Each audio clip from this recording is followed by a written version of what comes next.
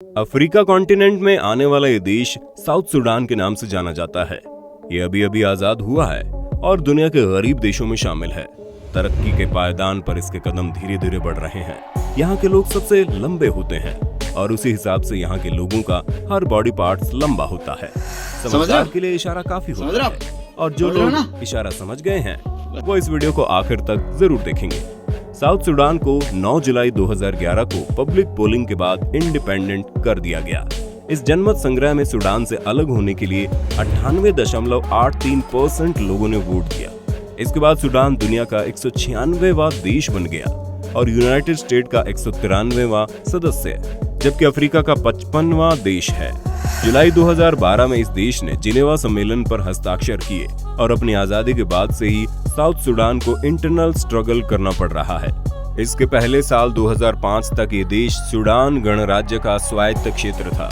North Sudan में मुस्लिम आबादी ज्यादा है, जबकि दक्षिण सूडान है ईसाई आबादी ज्यादा है। इन दोनों के बीच कई दशकों से लगातार संघर्ष चल रहा है और इस संघर्ष में 20 लाख लोगों की मौत हो चुकी है। नॉर्थ सूडान के दारफुर इलाके में प्रेसिडेंट बशीर पर जुनेसाइड का आरोप लगा।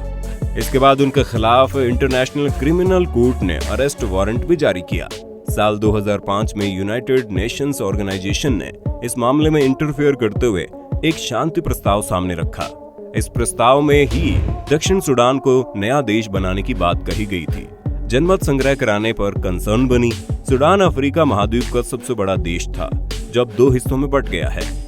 सिल्वा कीर मायार्डित साउथ सूडान के पहले राष्ट्रपति थे। उनकी पहचान थी टोपी। उन्हें यह टोपी यूनाइटेड स्टेट अमेरिका के तत्कालीन प्रेसिडेंट जॉर्ज बुश ने गिफ्ट में दी थी। इसके बाद ये टोपी ही इनकी पहचान बन गई।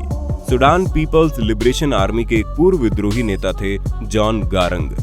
वर्ल्ड पॉपुलेशन इंडेक्स में देश 75 नंबर पर आता है। 1,28,00,000 की जनसंख्या के साथ ये देश दुनिया में अपनी अलग पहचान बनाने के लिए संघर्ष कर रहा है। यहाँ के शहरों में आबादी का केवल 20% हिस्सा ही रहता है, जबकि गांव में 80% लोग रहते हैं। एरिया के अकॉर्डिंग देखा जाए तो ये दुनिया में 41वें नंबर पर आता है और 6,44,329 स्क्वायर किलोमीटर के एरिया में ये देश फैला हुआ है। ये देश कभी साउथ अफ्रीकन कंट्री सूडान का हिस्सा हुआ करता था, लेकिन एक लंबे संघर्ष के बाद ये दोनों देश अलग अलग हो गए। दक्षिण सूडान एक अलग देश के रूप में उभर कर सामने आया है। 1 जनवरी 1956 को दक्षिण अफ्रीका में एक लंबे संघर्ष के बाद सूडान को आजादी मिली थी, लेकिन उसके बाद दक्षिण सूडान में लोग आजादी के लिए आवाज उठाने लगे। साल 2011 में सूडान 2 हिस्सों में बंट गया, नॉर्थ सूडान और साउथ सूडान। यहाँ का सबसे बड़ा शहर है जुबा और यही यहाँ की राजधानी भी है। जिस दिन ये देश आजाद हुआ उसके बाद यहाँ जो पहला बच्चा पैदा हुआ उसका नाम इंडिपेंडेंट रखा गया। हालांकि वो बच्चा ज्यादा समय तक जिंदा नहीं रह पाया और केवल 1 साल के भीतर ही इस दुनिया को अलविदा कह गया। फिलहाल इस देश में सबसे भयानक बीमारी है गरीबी, जिसने यहाँ को लोगों को अपनी चपेट में ले रखा है। यहाँ के लोग एक दिन में केवल $1 से भी कम कमाते हैं। यहाँ के अधिकतर लोग घास फूस से बने मकानों में रहते हैं। 80% लोगों के पास पर्सनल टॉयलेट की फैसिलिटी भी नहीं है। सूडान के पार्टीशन के बाद नॉर्थ और साउथ सूडान नाम के दोनों देश आपस में स्ट्रगल करते रहते हैं। एक दूसरे से लगातार होने वाली लड़ाई की वजह से यहाँ की इकोनॉमिक ग्रोथ नहीं हो पा रही है और इसकी वजह है यहाँ गरीबी बनी हुई है। जीडीपी इंडेक्स में ये दुनिया में सबसे निचले स्तर पर आते हैं। दक्षिण सूडान में मिनरल्स और ऑयल के भंडार हैं, मगर समस्या ये है कि यह चारों तरफ अलग अलग देशों से घिरा हुआ है। इसकी ज्यादातर पाइपलाइन नॉर्थ सूडान से लेकर गुजरती हैं, जो इन दोनों के बीच के स्ट्रगल को और बढ़ा देती है। शिक्षा, एजुकेशन के मामले में ये देश काफी पिछड़ा हुआ है। यहाँ के ज्यादातर लोग पढ़े लिखे नहीं होते। यहाँ केवल 16% बच्चे स्कूल जाते हैं। इनमें से भी सिर्फ 2% बच्चे ही 5वीं क्लास तक पहुँच पाते हैं, यानी इनमें से ज्यादातर बच्चे 5वीं क्लास के पहले ही स्कूल छोड़ देते हैं। यही वजह है कि यहाँ शिक्षा का स्तर बहुत ही खराब है। लेकिन आपको बता दें, इस देश की नेशनल लैंग्वेज अंग्रेजी है। यहाँ के लोग फर्राटेदार अंग्रेजी बोलते हैं। अंग्रेजी के अलावा यहाँ पर डिंका, नुएर, बारी और जंडे जैसी भाषाओं का प्रयोग किया जाता था। यहाँ पर हेल्थ सिस्टम एजुकेशन के ना होने पर ना तो लोगों को अवेयर कर पाता है, न ही आने वाली मुश्किलों से इन्हें बचा पाता है। करंट वर्ल्ड में हेल्थ रिलेटेड क्या चैलेंजेस चल रहे हैं, इसकी इन्फॉर्मेशन भी उन्हें नहीं होती। यही वजह है कि यहाँ पर एड्स पीड़ितों की संख्या सबसे ज्यादा होती है। यहाँ पर वो व्यक्ति अमीर माना जाता है जिसके पास गाय भैंसों की संख्या ज्यादा होती है। यहाँ तक कि जब शादी होती है तो लड़के वालों को गाय भैंस लड़की के घर वालों को गिफ्ट में देनी पड़ती है। इसी से उनकी हैसियत का अंदाजा लगाया जाता है। यहाँ के बहुत से लड़के ऐसे हैं जो शादी तो करना चाहते हैं, मगर अपनी पसंद की लड़की से शादी करने के लिए उनके पास लड़की वालों को देने के लिए गाय भैंसें नहीं होती, क्योंकि यहाँ शादी वही कर सकता है जो ज्यादा से ज्यादा गाय भैंस लड़की वालों को दे सके। दोस्तों, हमारे जिन साथियों ने चैनल को अभी तक सब्सक्राइब नहीं किया है, सब्सक्राइब करके बेल आइकन जरूर प्रेस कर देना। हमारे आने वाली वीडियो की नोटिफिकेशन आपको हमेशा मिलेंगी। यूनाइटेड नेशन की एक रिपोर्ट के मुताबिक यहाँ कुछ ऐसे गैर कानूनी सैनिकों के ग्रुप मौजूद हैं जिनसे सरकार मजदूरी करवाती है और उसके बदले में उन्हें वहाँ की महिलाओं से रेप करने की परमिशन देती है। साउथ सुडान के कुछ इलाकों में प्राइवेट सैनिकों के ऐसे ग्रुप मौजूद हैं। मुंडारी ट्राइब्स आदिवासियों का रहन सहन और उनका कल्चर मॉडर्न एज के लोगों से बिल्कुल अलग होता है। वो अपनी लाइफस्टाइल में कोई चेंज नहीं करना चाहते, बल्कि उनकी वही लाइफस्टाइल पूरी दुनिया में उन्हें पॉपुलर कर देती है। मुंडारी ट्राइब्स इनमें से एक है। ये आदिवासी साउथ सुडान में रहते हैं और इनके ट्रेडिशन बड़े अजीब हैं।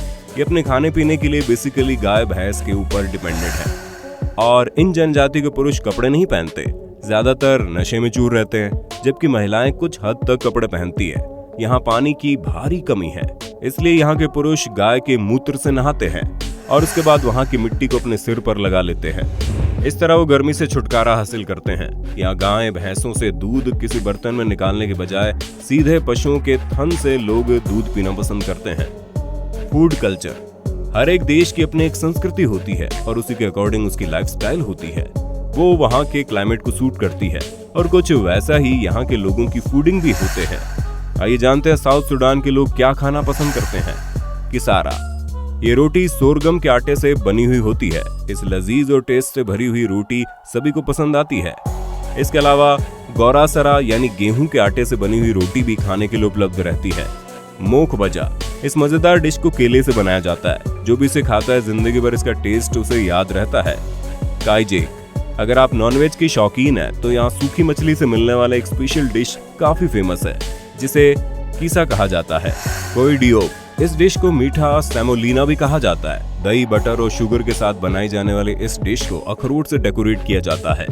Tourist spot all saint cathedral all saints Catholic Joseph church देखने लायक है।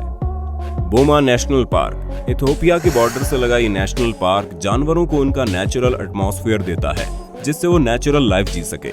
साल 1977 में बनाया गया ये बोमा नेशनल पार्क दुनिया का सबसे बड़ा पार्क है। यहाँ दुनिया में अलग अलग जगहों से माइग्रेट करके बहुत से जानवर लाए गए हैं, जिनमें 13 लाख एंटीलो, 7 से 8 लाख हिरण के अलावा हाथी और दूसरे जानवर यहाँ मिल जाएंगे। इसके अलावा निम्मूल नेशनल पार्क, बेंडिगलो नेशनल पार्क में भी आप नेचुरल वाइल्ड लाइफ का मजा ले सकते हैं। एक्सपेंस अगर आप इस देश में घूमने के लिए आना चाहते हैं तो एक आदमी का 7 दिन का खर्चा लगभग 1 लाख के करीब आता है। वीजा आपको ऑनलाइन ऑन अराइवल भी दिया जा सकता है। हमारे इस वीडियो को एक लाइक और अपने दोस्तों के साथ शेयर कर देना। अगर आप इस वीडियो का दूसरा हिस्सा देखना चाहते हैं तो कमेंट बॉक्स में पार्ट 2 जरूर लिख देना। फिर मिलेंगे नई वीडियो में, तब तक के लिए जय हिंद, जय भारत, वंदे मातरम।